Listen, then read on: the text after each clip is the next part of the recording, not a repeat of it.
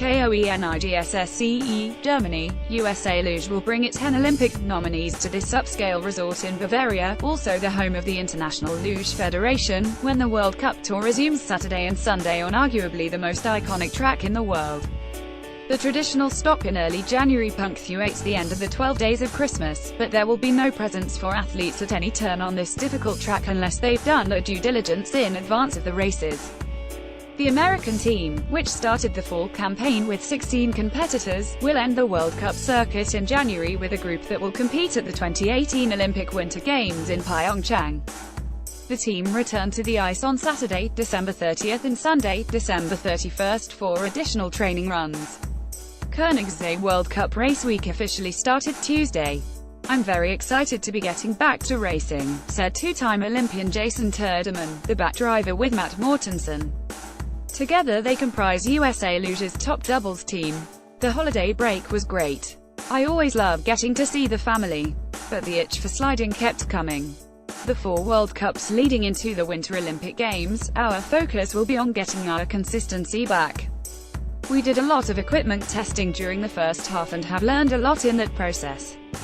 Now it's time to put that knowledge to use and get ourselves back to where we believe we belong." KOENIGSSEE marks the first of 4 consecutive World Cup weekends that will conclude the season. Thereafter, the schedule brings the circuit to Oberhof, Germany, marking yet another season when half the tour is in that country, Lillehammer, Norway, the 1994 Olympic site, and then to the finals in Sigulda, Latvia on Jan. 27 to 28. The final 3 events carry additional importance in that seeding for the Olympic Games will be determined by those competitions. There will be no qualifying in Pyeongchang. "I really enjoy sliding in KOENIGSSEE, so I'm looking forward to get the racing started again," remarked Emily Sweeney, who will be competing in her first Olympics. "KOENIGSSEE is a fun track for me and it's a place that I can usually find my flow with sliding. That's really what I'm trying to focus on leading up to the Games.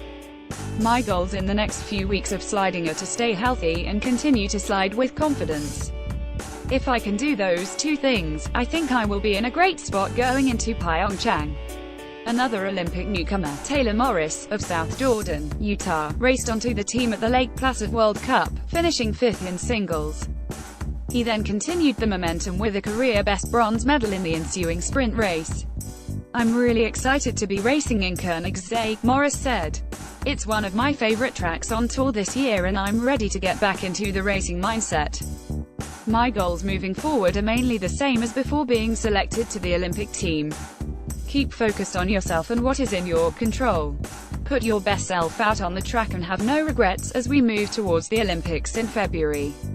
The KOENIGSSEE layout stands just above Kings Lake, from which the village takes its name, and runs along the foot of Watsman Mountain, the 3rd highest in the country.